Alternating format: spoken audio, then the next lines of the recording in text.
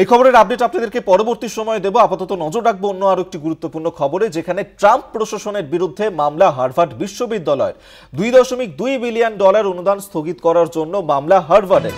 President Allen গার্বার এক বিবৃতিতে এই কথাই জানিয়েছেন। মামলা বিশ্ববিদ্যালয় এবং হোয়াইট হাউসের মধ্যে অচলাবস্থা আরো বাড়াবে। $2.2 বিলিয়ন অনুদান স্থগিত করার জন্যই মামলা এবং বিশ্ববিদ্যালয়ে হোয়াইট হাউসের মধ্যে অচলাবস্থা আরো বাড়াবে। হার্ভার্ডের প্রেসিডেন্ট অ্যালেন গার্বার তিনি এক বিবৃতিতে এই কথাই জানিয়েছেন।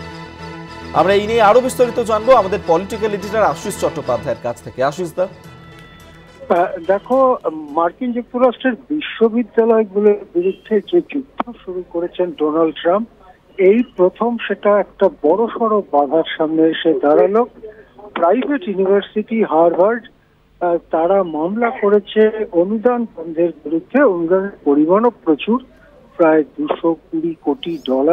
টাকার হিসেবে 80-85 টাকা $1 হলে কত টাকা সেটা আন্দাজ করা যায়। সেই পরিমাণ অনুদান হঠাৎ আটকে দেওয়ার বিরুদ্ধেই মামলা করা হয়েছে।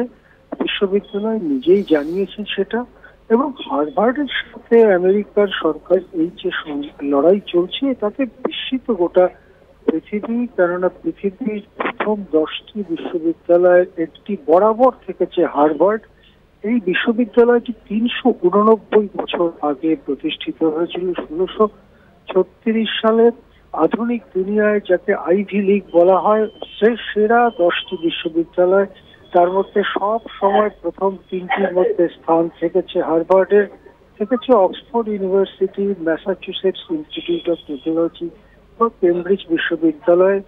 হার্ভার্ড থেকে বেরিয়ে বিজ্ঞানী, রাজনৈতিক, তাত্ত্বিক, দার্শনিক, নানা পেশার লোকেরা আজকে প্রকৃতপক্ষে বিশ্ব শাসন করছেন বললেও ভুল বলা হবে না।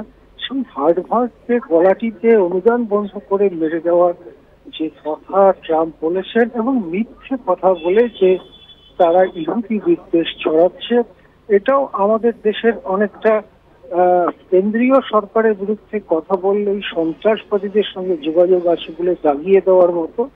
প্যালেস্টাইনিদের ওপরে যে ভয়ঙ্কর আক্রমণ চলছে তার বিরোধিতাকেই ইহুদি বিদ্বেষ বলে চালিয়ে দেওয়া হচ্ছে মার্কিন যুক্তরাষ্ট্রে। এবং এই ধরনের কয়েকটি বিক্ষোভ হার্ভার্ডে হওয়ার ফলে হার্ভার্ডকে কড়া নির্দেশ দেয়, সমস্ত নির্দেশ মেনে চলতে হবে এই শর্ত দেওয়া হয়। হার্ভার্ড যেহেতু প্রাইভেট ইউনিভার্সিটি, 389 বছর ধরে প্রাইভেট ইউনিভার্সিটি, তারা সেই নির্দেশ অমান্য করে এবং তারপরেই অনুদান কেটে দেওয়ার, অনুদান বন্ধ করে দেওয়ার, এমনকি আয়কর চাপিয়ে দেওয়ারও হুমকি দেওয়া হয়। এবারে হার্ভার্ড মামলায় গেল, সুপ্রিম কোর্টে মামলা হয়েছে। এই মামলার ওপরে মার্কিন যুক্তরাষ্ট্রের জ্ঞান চর্চা, বিদ্যা চর্চার ভবিষ্যৎ কিন্তু বড়ভাবে নির্ভর করছে। কেননা অনেকগুলো বিশ্ববিদ্যালয় ইতিমধ্যেই আত্মসমর্পণ করলেও হার্ভার্ড মাথা উঁচু করে দাঁড়িয়ে আসে। তার সেই মাথাকে যদি নামিয়ে নিতে হয়, তাহলে আমেরিকার জ্ঞান বিজ্ঞান চর্চার যে পীঠস্থান, সেই জায়গা হারিয়ে ফেলবে মার্কিন যুক্তরাষ্ট্র। হ্যাঁ, ধন্যবাদ আপনাকে। আমাদের পলিটিক্যাল এডিটর আশিস চট্টোপাধ্যায় এতক্ষণ টেলিফোনে ছিলেন।